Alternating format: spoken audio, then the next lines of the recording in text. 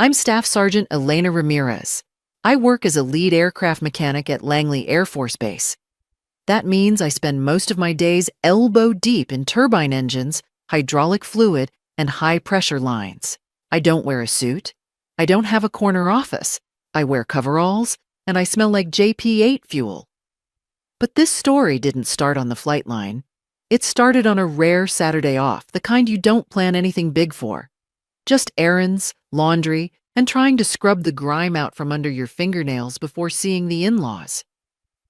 I was on Route 17, halfway to the grocery store, when I spotted a luxury sedan pulled over near the shoulder. The hazard lights were blinking steadily against the gray afternoon sky. A woman stood beside the car, looking at her watch with a laser-focused intensity that screamed deadline. She wasn't panicked. She looked furious. Not at the car, but at the time she was losing. I slowed down without thinking. It's instinct. I've fixed enough machinery in my life to know when something is dead in the water. I pulled my beat-up truck over, stepped out in my jeans and an old Air Force hoodie, my boots still muddy from yesterday's shift on the flight line. "You okay, ma'am?" I asked, approaching slowly. She looked up. She was older, sharp-featured, and dressed in a tailored suit that probably cost more than my truck. She checked her watch again. "It's a blowout," she said, her voice tight. "I have a spare, but the jack is jammed. And I have exactly 40 minutes to get to Arlington for a meeting that cannot be rescheduled." I looked at the tire. Shredded. I looked at the jack. Rusted. I didn't ask who she was. I didn't ask where she was going. I just nodded. "Pop the trunk," I said. I grabbed my own hydraulic jack from my truck bed. I moved fast.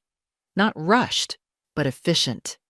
The kind of speed you learn when a jet needs to be in the air in 10 minutes, or the mission fails. I dropped to my knees on the asphalt. The heat soaked through my jeans. The smell of burnt rubber mixed with the dust. My hands, clean for once, were instantly coated in brake dust and road grime. She watched me work. She didn't hover. She just watched the efficiency. "You handle tools like you were born with them," she commented, glancing at the speed with which I spun the lug nuts. "Aircraft mechanic, ma'am," I grunted, hefting the flat tire off the axle. "USAF. This is a lot lighter than an F-22 landing gear." She paused.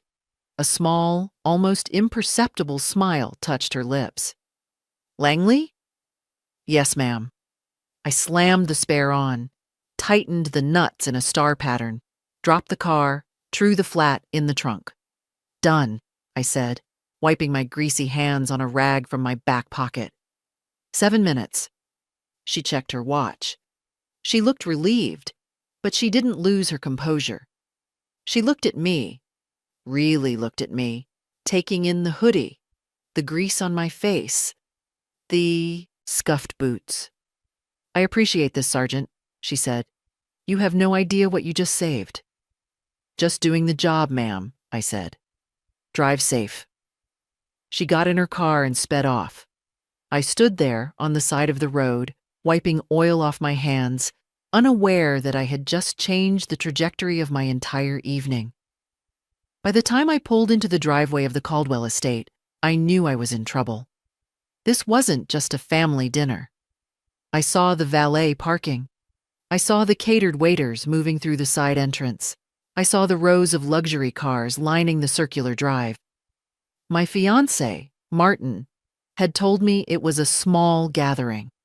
He hadn't told me it was a strategic business gala. I stepped out of my truck. I caught my reflection in the window. Jeans, hoodie, boots, and a fresh smear of black grease across my cheekbone that I had missed. I looked like I had just crawled out of an engine intake. Because I practically had. Martin met me at the door. He looked impeccable in a charcoal suit. When he saw me, his smile faltered. Just for a second. But I saw it. The embarrassment. "Elena," he said, pulling me quickly inside, away from the view of the other guests. "I thought you were going to change." "I had a situation on the road," I said quietly. "I didn't have time. You said it was just dinner with your parents." "It is," Martin hissed, looking over his shoulder.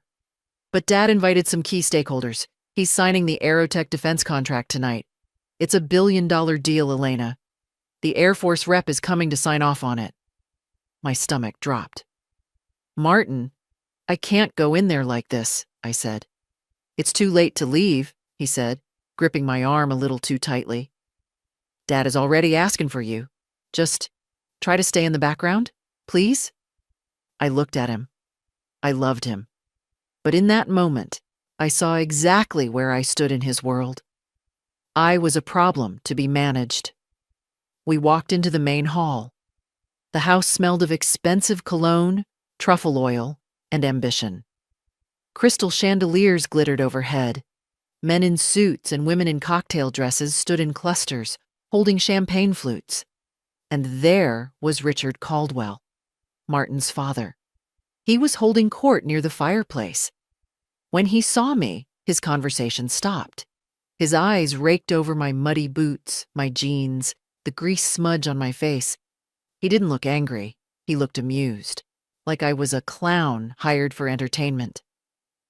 "Well, well," Richard announced, loud enough for the room to hear.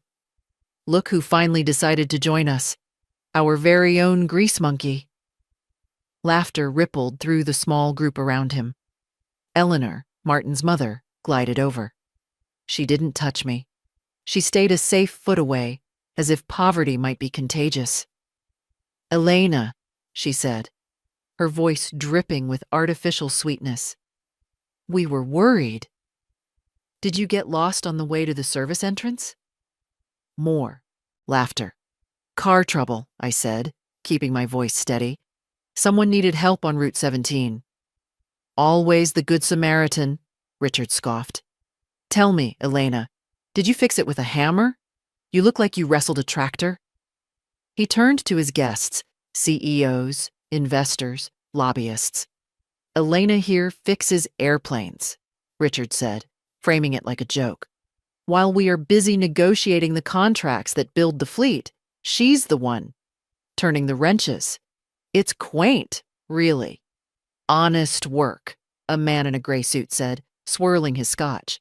But his tone said low-class work. "Oh, absolutely," Eleanor chimed in. "We keep telling Martin it's so refreshing, dating someone so grounded, literally grounded, in the dirt." I stood there. My hands were balled into fists at my sides. I could feel the residual grease under my fingernails. In their world, that grease was a mark of shame.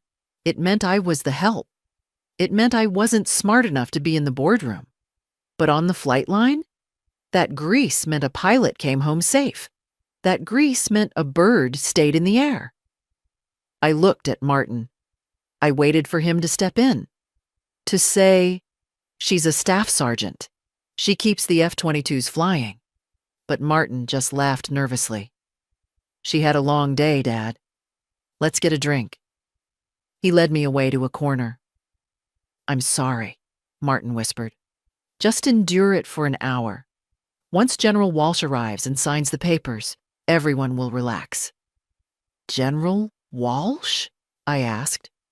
"Brigadier General Renee Walsh," Martin said reverently. "She's the head of procurement. If she doesn't sign off on Dad's contract tonight, the company's stock tanks tomorrow. She's a stickler for time. If she's not here by 8 p.m., the deal is dead." He checked his watch. 7:55 p.m.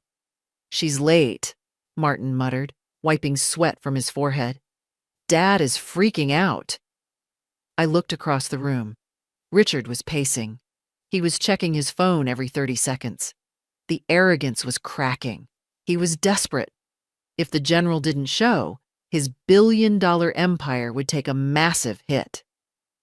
I took a sip of water. I stayed in my corner, the invisible mechanic in the hoodie, watching the rich people sweat. At 7:58 p.m., the heavy oak doors of the foyer swung open. The room went silent. Brigadier General Renee Walsh walked in. She wasn't wearing the suit from the roadside. She was in full service dress uniform. The blue coat, the silver stars on her shoulders, the rows of ribbons on her chest. She looked formidable.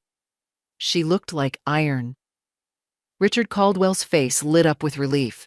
He practically ran across the room, his sycophantic smile plastered back in place.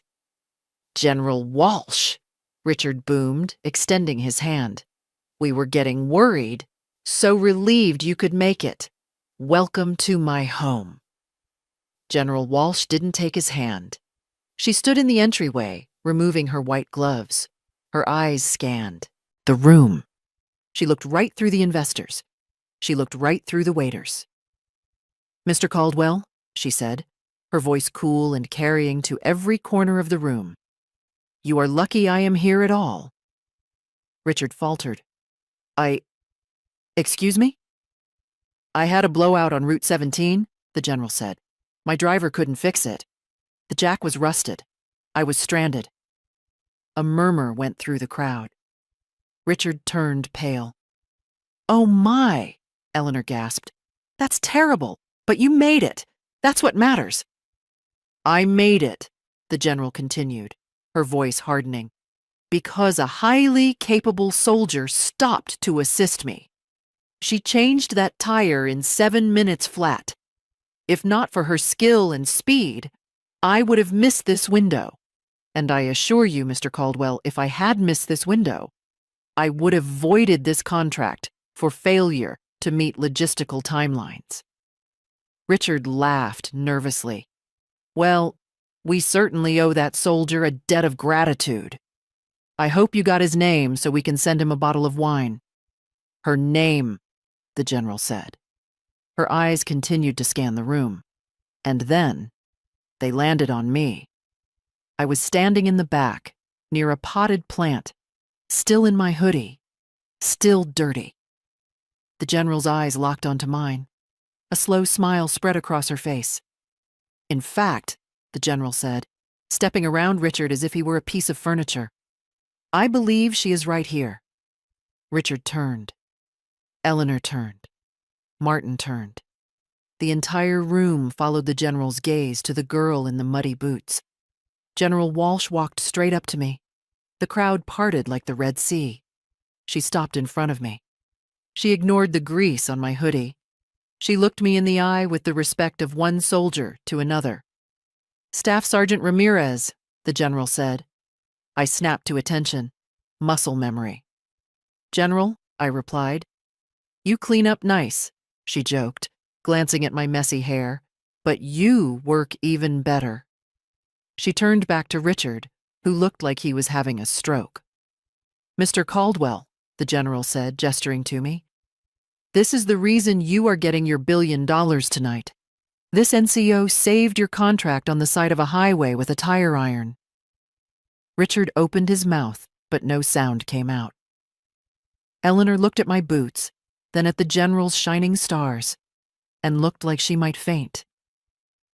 You know her?" Richard stammered.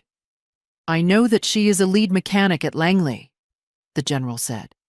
"And I know that while you were standing here drinking champagne and waiting for your money, she was on her knees in the dirt, ensuring the United States Air Force arrived on time." The general looked at the grease smudge on my cheek. "You mocked her appearance when I walked in, didn't you, Richard?" the general asked quietly. Richard turned beet red. It was just a joke, a misunderstanding."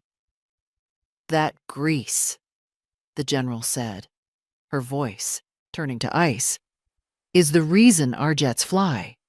That grease represents the hard work that pays for this house. You will show it the proper respect." The room was deathly silent. Martin looked at me. His eyes were wide. He looked terrified. General Walsh turned back to me. "Sergeant, I'm heading to the Pentagon after I sign these papers. My driver is waiting, but I have an open seat." She paused. I need a chief technical advisor for the new F-35 maintenance protocols. It's a desk job mostly, but it requires someone who isn't afraid to get their hands dirty when things go wrong. It comes with a promotion and a significant raise." She raised an eyebrow. "Interested?" I looked at Richard, shrinking in his expensive suit. I looked at Eleanor, clutching her pearls, and I looked at Martin. He took a step toward me. "Elena, wow, that's amazing. I told you. I told you they'd recognize your talent." I looked at him, really looked at him. He was smiling, but it was the smile of a man who was relieved his father's deal was safe. He wasn't proud of me. He was proud that I was suddenly useful to his family. "You didn't tell me anything, Martin," I said quietly. "You told me to hide in the corner." Martin froze. I turned to the general. "I'd be honored, General." "Good," she said. "Let's sign this paperwork so I can get out of here.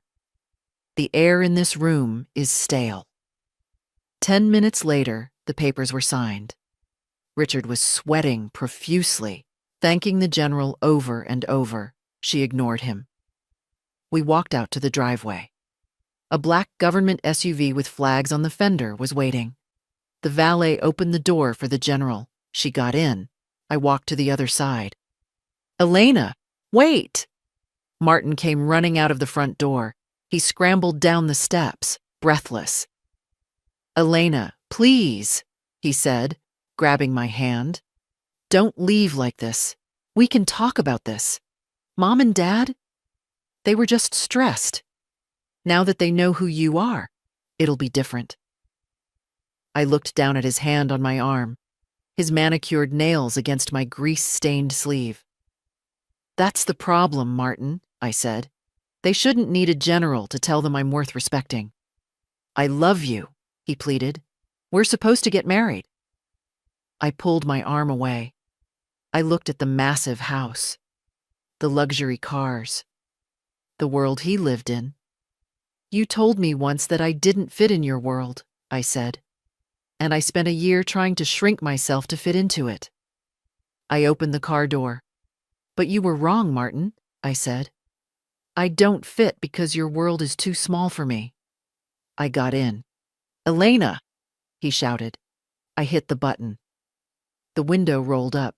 The tinted glass slid shut, cutting off his voice, cutting off his face, cutting off the life I thought I wanted. General Walsh looked at me from the other seat. She handed me a wet wipe. "You got a little grease on your face, Sergeant," she said kindly. I took the wipe. I scrubbed the spot on my cheek. I looked at the black smudge on the white cloth. "No, ma'am," I said, smiling for the first time all night. "That's not grease. That's leverage." The general laughed. "Driver," she said, "get us out of here." The SUV pulled away, leaving Martin standing alone in the driveway, watching the taillights of the woman he had underestimated fade into the dark.